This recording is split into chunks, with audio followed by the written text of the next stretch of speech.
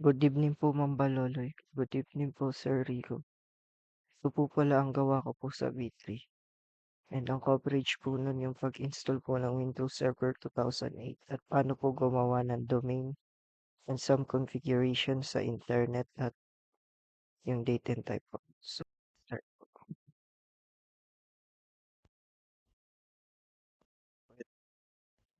Itong part na po ito. Dito po yung part na mag-a-add po ako ng Windows Server 2008 ko. So, naglalagay po ako ng name sa aking virtual machine. And then, after that, hahanapin ko yung Windows Server 2008 64-bit. And after that, nandito na po sa hard. Inilalagay po yung RAM at saka course po. And then, ito po yung storage nung aking OS sa Windows Server po, which is 2 GB. So, next po, ayan po, pininish ko po. Tapos, hindi ko pa po nilagay yung aking ISO image. Ngayon pa lang po, after makreate. So, ayan po, ilalagay ko na po yung OS dito sa, ang una ko pong gagawin po pala, ipapalitan yung network. And po yung mga network niya at ang pipiliin ko po ay Eternal Network po. So, after setting up dyan, dito naman po next po sa pipili ng disk.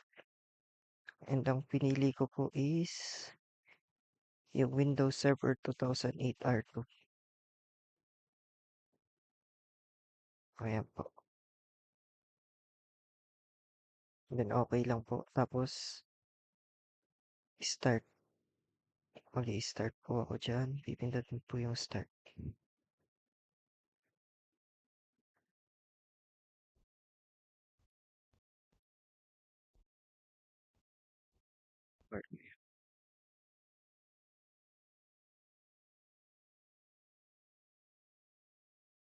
After clicking start po, ayan na po.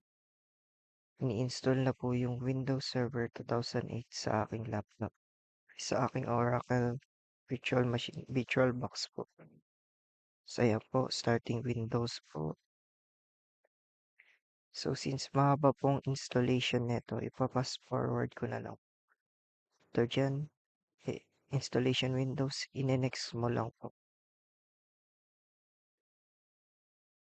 Then, install na. Tapos, after yan po, ito na po yung magse-setup siya, which is takes a long time po. So, ang gagawin ko po, i-speed ko na, ipapass forward ko po siya. Yan po, dito po na to, pipili ka po kung alin po dyan yung gusto nyong Windows Server na 2008. Ang pinili ko po is Enterprise, full installation in 16-bit. After po na, next, next nyo lang po. And then, I accept the license. Nag-custom po ako dito, nag-add po ako ng new disk para sa 32 GB ko. And after nun, pinormat ko po para matanggal po lahat ng laman. And after that po may install yung Windows Server 2008. So, ayan. Ulit na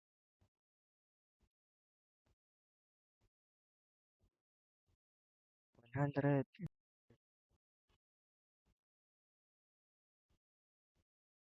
Ulit lang po siya. Restart.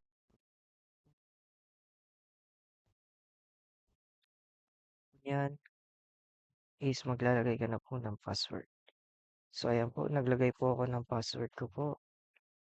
And then yun, hindi ko po na-match. Nagkamali po ako ng lagay sa first letter. Hindi ko po nakapital. Then after that, nilagay ko na po. And then, ayun, password has changed na.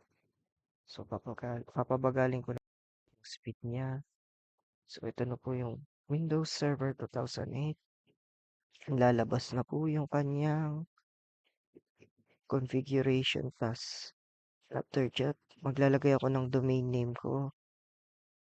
Diyan, pipindutin mo po yung change. Ang inuna ko po is date, time zone.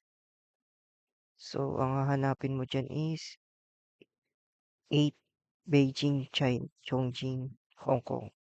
So, after yan, isa-set up ko na rin po yung time na tulad po sa 8:54. So, pinalitan ko lang po yung last digit dahil same naman yung minutes.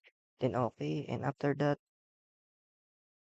inaantay ko lang po. And then, hindi ko po muna kinonfig yung network. Ang inuna ko po is yung hardware computer name. So, ayan po. Josh Tan. Pinalitan ko po. Tan OS 220. And then, okay lang po. And after that, magre-restart po siya. Then, close. Ayan po. Restart na po. And then, saglit na oras lang po ang pag-restart. So, ito 2x ko na lang. And then, ayan. Ito na po siya. Andito na po siya. Then, punta ko po sa input. And then, inano ko po yung keyboard. Kamali po ako ng pindot dyan. Dahil pwede naman po pala sa input, keyboard, tapos control alt delete. After that, lalabas na yung password. After ko maglagay, enter ko lang, and then ayun, pupunta na siya. Tapos, lalabas na po yung network name ko dyan, Nathan OS 220. Ayan po, full computer name, Nathan OS 220. Tapos next po, i-config ko po yung network ko, properties, doon po sa Intel Protocol, Internet Protocol version 4, and then naglagay po ako ng IP address, subnet mask, and DNS server na galing po sa Google. Then kinuha ko lang po yung phone ko niyan dahil doon ko po na-save kaya po medyo natagalan po.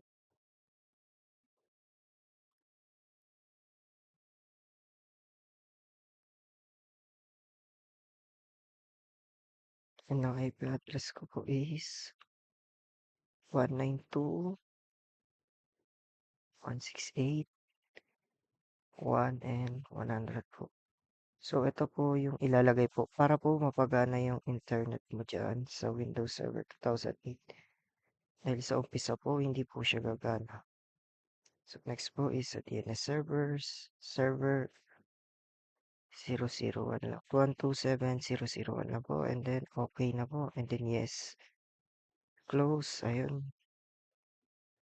I-close lang po ulit. Ayan. Naglo-loading na po yung internet at magkakaroon na po yan. Ang next naman po is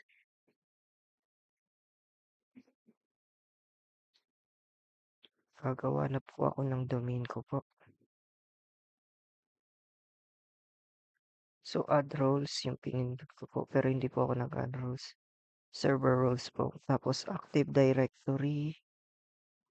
Domain service. Tapos, next lang po. Next. Next. Tapos, wait lang po yan ma-install.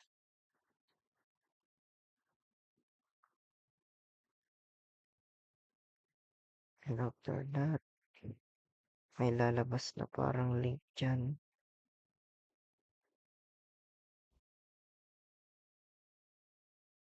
After installing. Pero, hindi pa po siya lumalabas.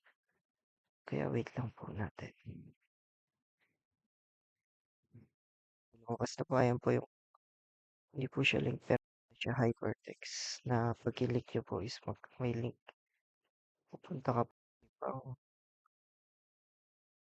network kaya po. So, puro next lang po. And then, kikreate tayo ng new domain. So, ito yung new domain natin. At dito ilalagay ko ano yung domain. Ang nilagay ko pong domain name is apelido ko po.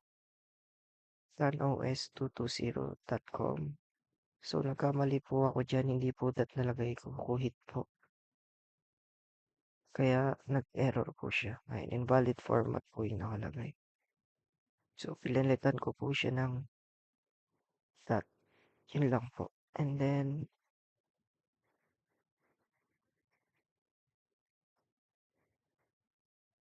after that, verify ang net bias name. Mag-aantay na lang po tayo. And then, papalitan natin yung forest functional level ng Windows Server 2008. So, nagkamali po ako dyan, next ko, and ayan, pinalitan ko na po ng Windows Server 2008. Next, tapos next lang po ulit. Tapos nino ko po dahil nagkamali po pala ako doon sa, ayan, sa forest function level. At ginawa ko pong Windows Server 2008 art. And next lang po. Tapos next lang po ulit, and then yes. So, ayan, next lang po ulit. Password. Kuha rin po ako ng password ko po dyan. Password, same lang po. And then next po. Next. And then wait lang po natin siya ma-finish. Load lang po yan. After the loading time finish, after nun is, restart natin siya. Ayan, stopping service. System natin.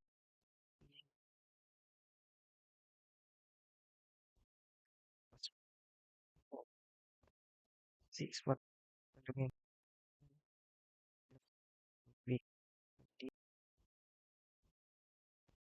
wait. Yan na po. Ayan, nag-password po ulit ako. After that, preparing your desktop lang, and then i-click lang natin to itong sa baba yung panguna para makita natin yung domain. So, ayan, pinakita ko lang yung sa kanina. Ayan, ito na po yung aking sa server manager ko po, full name computer. Ayan na po nakalagay yung internet domain name, tsaka yung sa full name computer. This is it po. I'm done po with my class. Thank you for listening po, Ma'am Baloloy. Good evening po. Thank you po sa pananood. I hope I didn't disturb you that well.